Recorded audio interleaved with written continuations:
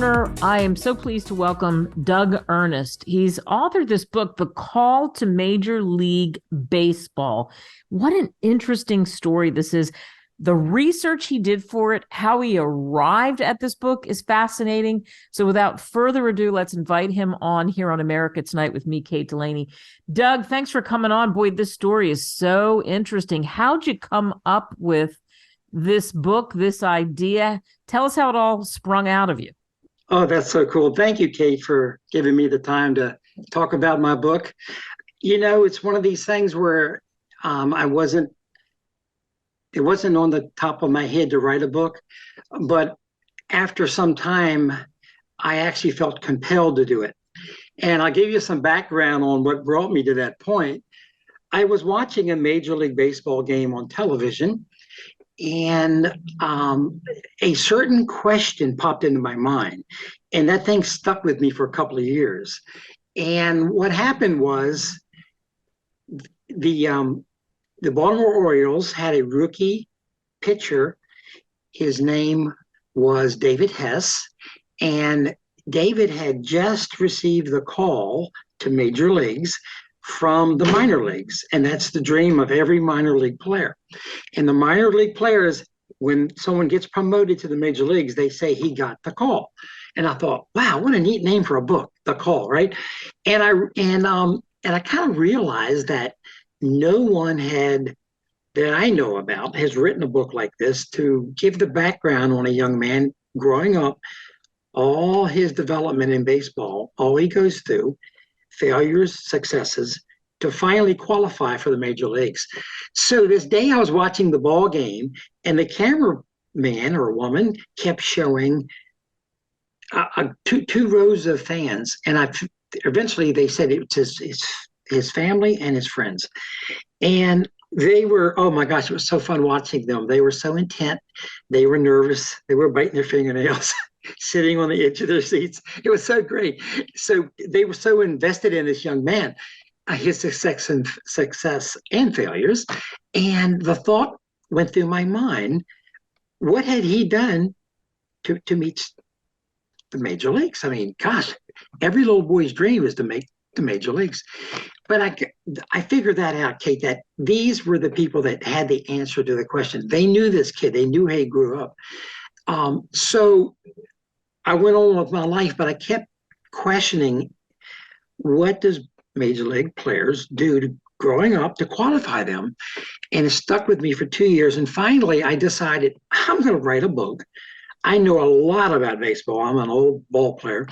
And I decided I was going to take this on and research and use my own knowledge to come up with a book that shows the kind of the coming of age of a young man who wants to be a Major League Baseball player. So come of age story that shares the field with historical figures from the game of baseball. And it's a mixture of, you know, as your description even on Amazon says, of imagination and fact through the use of historical fiction. It really takes us to another time. And I love your character who starts out as just a 5-year-old and is there watching the game, Hunter Austin. Tell us about Hunter Austin and your whole idea of this historical fiction and mixing it together, which I love.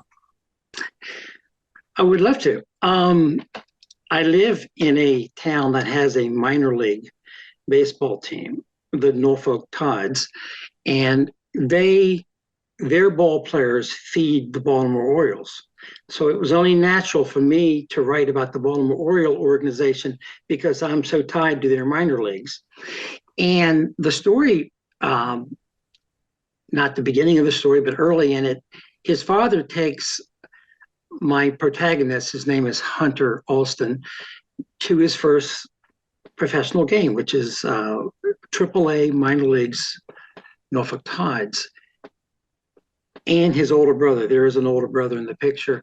And so little Hunter is 5 years old, and he gets so excited about the game of baseball, his first ball game. He stands up and yells out to everybody, I'm going to be a professional baseball player. And of course, everyone laughs at him and, pokes fun at him. And so he basically grows up with that dream. but he's very disadvantaged in many ways. And he is small, he's weak, and he has a father that does not encourage him to improve himself. And his older brother is a fantastic athlete. He's larger, and his father, you know, worships his older brother and compares him to Hunter, and Hunter loses on every comparison. So that's the kind of world that Hunter was raised in, and failure was more prevalent than successes, and his successes were not mentioned by his father, or they were completely ignored. As we said earlier, the book really is a coming of age story for little Hunter.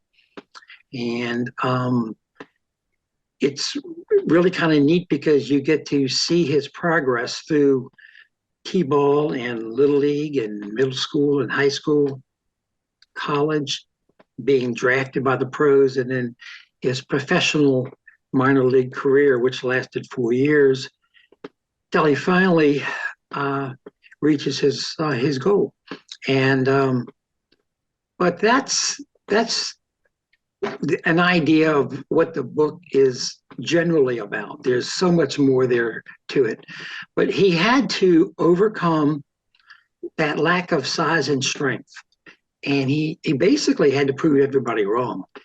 His first attempt at playing high school baseball, he got cut. He didn't even make the tryouts. And that was a changing point in his life because it created a chip on his shoulder, as we like to say. And that chip was what he used to prove his doubters wrong. He went on a mission to lift weights, to improve his body. He ran a lot. In his little town, there's a fake mountain, if I could, in the park, and he ran up and down this hill. I mean, painfully, up and down. He pushed his body to the limits. He did all he could to improve his strength. His grandfather had an in-ground pool. He'd go over there, take his baseball bat, get way down in the water, and swing the bat underwater because you know the resistance the water puts on anything, and that built his muscles up. And he practiced baseball endlessly with his teams. He would get his father to hitting balls. He'd get his brother to pitching balls. His grandfather helped him. He'd get his buddies. So he was just almost obsessed with being a good baseball player. And of course, no one could see it because you can't judge a person when you can't see their heart. And he was emotionally driven to reach his goals, but I think the chip allowed him to try to prove his father wrong. Mm. What do you hope people take away from reading The Call to Major League Baseball, which you can get for a song on Amazon or Barnes and Noble, so there's no excuse because you will be pulled into this, and you don't even have to be a baseball fan, and we'll talk about that. But what do you hope people take away from reading your book? Really two things. I hope to educate them on the game of baseball, and specifically college and professional, because most men don't play at that level. And I fortunately played at the college level and never played professionally, of course, but the world is so different than you can imagine. I'd like to educate them about what these professionals go through in the minor leagues. We think they're professionals, so they're well paid. They're very much underpaid, even below the poverty line. Where they stay in apartments or whatever, it's really poor. They Hunter, and this is a true story, but I used it for Hunter since it's fictional. Hunter stayed in an apartment with 4 of the ball players, but there was only 4 beds, so he was the 5th, and he was out. So he had to buy an air mattress, and he slept in a bathtub. Now that actually happened to a minor league player, so I reused that. He again, their salaries are just incredibly low. They get paid nothing when their season is over. So at least 6 months of the year, they get paid nothing. They travel. Oh, the travel is horrible, Kate. They travel by bus only. They don't fly like the big league players do. And sometimes they drive 6, 8, 9 hours a night to get to their next ballpark to play. Sometimes they literally sleep on the bus. So I did not realize the lifestyle until I did this research, and it broke my heart. Because you think, boy, these guys have signed some contract and they've got it made. Not really. The only money that they make really is if they're highly ranked in college, and they probably would get like a bonus to sign, and that bonus encourages them to give up their senior year in college. So they usually sign them after their junior year. But anyway, I just want to educate people on baseball. I've had a couple of ladies who read my book. It thrilled me. Doug, I liked baseball, but I didn't understand it. After reading your book, now when I watch a game, I understand it. I love that. I love that. How much detail that they picked up in my book. So it is easy to read.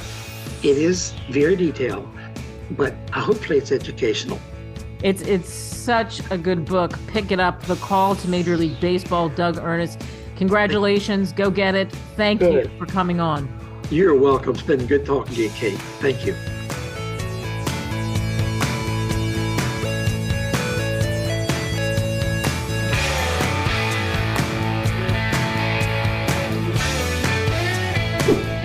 Visit www.greatwritersmedia.com. Email us at info@greatwritersmedia.com.